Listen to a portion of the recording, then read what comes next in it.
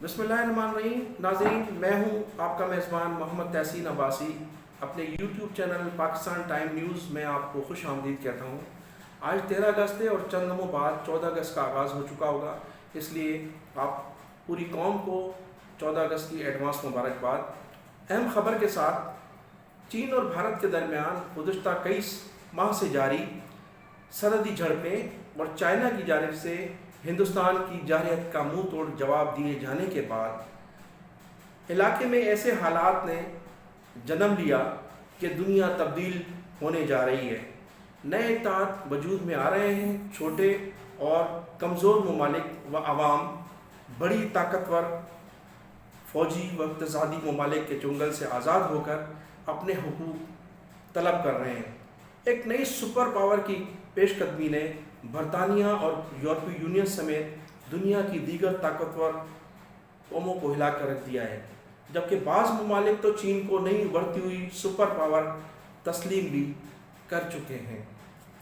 دنیا میں حالات جو بھی ہوں، الحمدللہ پاکستان کا آج کے حالات میں بڑی اہمیت اختیار کر چکا ہے. امریکہ، اس کے اتحادی خصوصاً عرب ممالک کا پاکستان پر دباؤ ہے کہ وہ چین کے تعاون سے جاری پروجیکٹ سی پیک کو روک دیں. اس کے عوض پاکستان کے ملکی و غیر ملکی قرضوں کی ادائیگی اور پاکستان کی ترقی و خوشحالی کی خاطر بھاری امداد امریکہ اور عرب ممالک ادا کریں گے. دوسری جانب پاکستان کی عوام اور خاص طور پر اسٹیبلشمنٹ کو خواہش ہے کہ چائنا کے بھرپور تعاون سے جاری سی پیک منصوبے کو ضرور کامیابی تک پہنچنا چاہیے. یہ ہماری نسلوں کا ضامن ہے. ان کا کہنا ہے کہ امریکہ سے کبھی بھی برے و کڑے وقت میں پاکستان کی مدد نہیں کی. وہ ہماری ایٹمی پروگرام کو بھی رول بیک کرنے کی سازشوں کا ماضی کی طرح آج بھی حصہ ہے. امریکہ نے پاکستان کے مد مقابل ہمیشہ ہندوستان کے مفادات کو ترجیح دی. مقبوضہ کشمیر اور ایل او سی پر بھارتی جارحیت اسے نظر نہیں آتی. امریکی تھنک ٹینک نے ہمیشہ پاکستانی مخالفت میں فیصلے کیے، اپنے مفادات کے لیے عوام، افواج اور ہماری سرزمین کو استعمال کیا. افغانستان پر سوویت یونین کا حملہ ہو یا پھر افغانستان سے امریکی افواج کا انخلا، ہمارے کندھے ہمیشہ استعمال کیے جاتے رہے ہیں. ہماری عوام امریکہ کے خلاف جس قدر نفرت کا اظہار کرتی ہے وہ روز روشن کی طرح آیا ہے. چین سے والہانہ محبت اور عقیدت ایک قدرتی امر ہے، لہذا پوری پاکستانی قوم، اقوام عالم کی دیگر ممالک چین کی جانب سے سپر پاور کی جانب پیش قدمی کو خوش آمدید قرار دے رہے ہیں.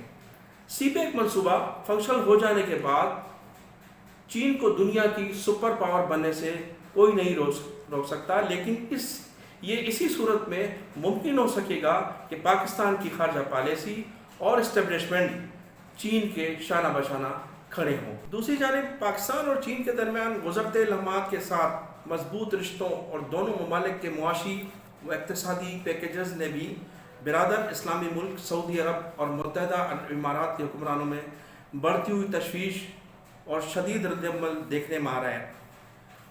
پاکستان کے ساتھ ان دونوں عرب ممالک کے تعلقات میں سرد موری اور ان کا عملی کردار نمایاں ہو چکا ہے. اگرچہ ان کے پس پردہ امریکی تھنک ٹینک اور اسرائیلی پالیسی ساز ادارے کار فرما ہیں، لیکن ان دونوں ممالک کے حکمرانوں کو اپنا ماضی ضرور یاد رکھنا چاہیے. جب کبھی عرب ریاستیں تیل کی دولت سے محروم تھیں، ان صحراؤں میں دھول اور مٹی کے طوفان اڑا کرتے تھے، خوراک کا قحط تھا، ہزاروں لوگ محض بھوک سے مر جایا کرتے تھے. اس وقت متحدہ ہندوستان کی ریاستوں، نوابین، خان بہادروں، سرداروں اور وزیروں کی زمینوں پر اگنے والے اناج اور کارخانوں میں بننے والی اشیاء و مال متاع کی زکوٰۃ کا خیرات جمع کر کے ان عرب ممالک میں تقسیم کی جاتی تھی. آج تیل کی دولت سے مالا مال آل سعود پاکستان سے ہم نفرت کا اظہار کرتے ہوئے نہیں تھکتے اور ہندوستان میں بسنے والے کروڑوں مسلمانوں کے خلاف بھارتی وزیر اعظم نریندر مودی کی جانب سے تمام تر زیادتیوں پر لب کشائی بھی کرنے سے گریزاں رہتے ہیں۔ یہی نہیں، قیام پاکستان کے بعد سے 11 سال تک خانہ کعبہ اور مدینہ منورہ میں مسجد نبوی کے تمام تر اخراجات بھی حکومت پاکستان ادا کرتی رہی ہے، جس کا ریکارڈ اسلام آباد کے فنانس ڈپارٹمنٹ میں آج بھی موجود ہے۔ 7 ریاستوں کا مجموعہ متحدہ عرب امارات کا ماضی بھی کسی سے پوشیدہ نہیں۔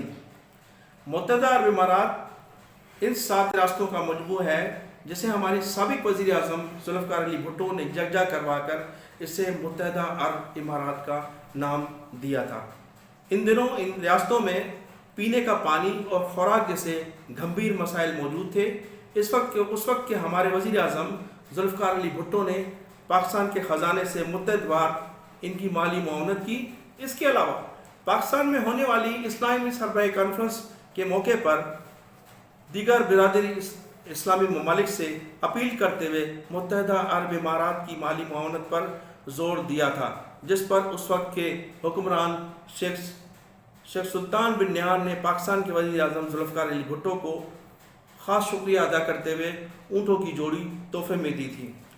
متحدہ عرب امارات کی تعمیر نو میں پاکستان کے انجینئر اور محنت کشوں کو کبھی بھی نظر انداز نہیں کیا جا سکتا، جنہوں نے بہت ہی کم اجرت میں متحدہ عرب امارات کو دنیا کا خوبصورت ترین ملک بنانے میں اپنا کردار ادا کیا۔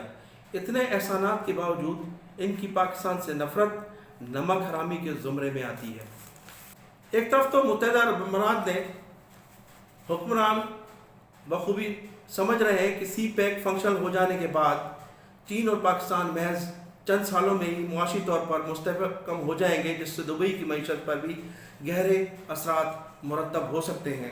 دوسری جانب سعودی حکمران محمد بن سلمان دنیا میں بدلتے ہوئے حالات کے تناظر میں طاقت، معیشت اور سائنس اور ٹیکنالوجی کی ترقی سے خاصے خوفزدہ ہیں۔ ایک طرف تو تیل کے ذخائر ختم ہوتے جا رہے ہیں، تو دوسری جانب دنیا کے بیشتر ممالک میں الیکٹرانک بیٹری سے چلنے والی گاڑیاں متعارف کروائی جا رہی ہیں، جس سے یقیناً دنیا بھر میں تیل کا استعمال، پیٹرول کا استعمال کم ہوتا چلا جائے گا۔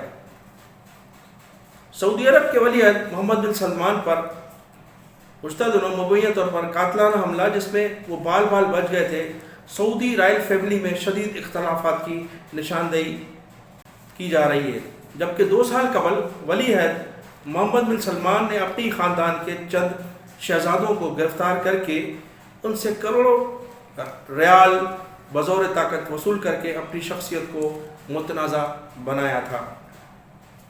سعودی ولی عہد محمد بن سلمان 7 ممالک کی جانب سے بنائے جانے والے ایک نئے اتحاد سے بھی خوفزدہ ہیں۔ اس اتحاد میں 2 بڑے اسلامی برادر ممالک ایران اور ترکی بھی شامل ہیں، جو سعودی عرب کی پالیسیوں سے سخت نالاں ہیں۔